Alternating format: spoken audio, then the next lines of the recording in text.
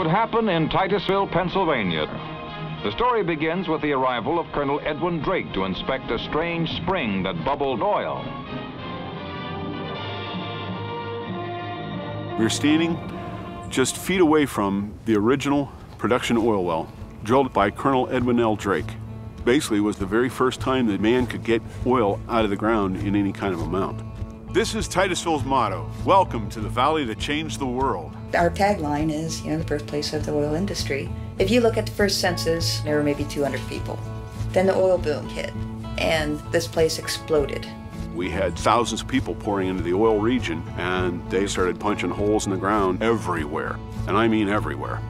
Oil Creek is where oil was first found. That's why it's called Oil Creek. It was the lifeblood of the area. We used it for the transportation. We used it for business. We wouldn't exist if we hadn't had that creek.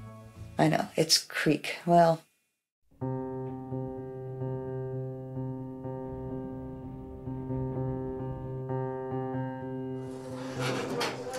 vehicles, electrolysis, and several other things that we're going to be studying here in the near future. I'd like to introduce our special guest speaker today. Hi, everybody. I'm Larry Moulthrop. I'm a chemical engineer. I graduated way back in the dark ages in 1978. Titusville prides itself as being the beginning of the transportation revolution. We're now on the cusp of a new revolution in transportation based on hydrogen. I see an opportunity to bring these ideas together, and how about if you help me go gather some water from Oil Creek, and I can convert that water using electrolysis to create hydrogen and power a fuel cell vehicle. We can bring that vehicle back here, and together we can tell the story of how we're powering the next phase in transportation. Will you guys help me? Sure. Yeah? You into it? Yeah. All right.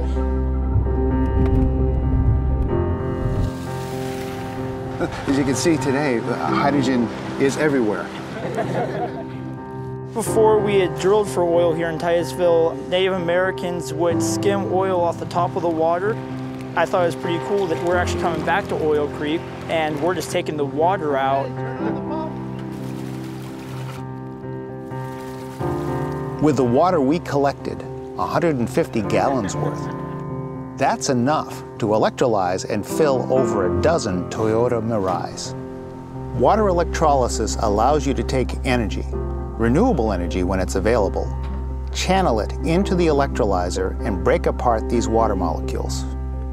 You now have potential energy in the form of gaseous hydrogen. So put that into a Mirai, combine it with oxygen from the atmosphere, and now you can power the vehicle.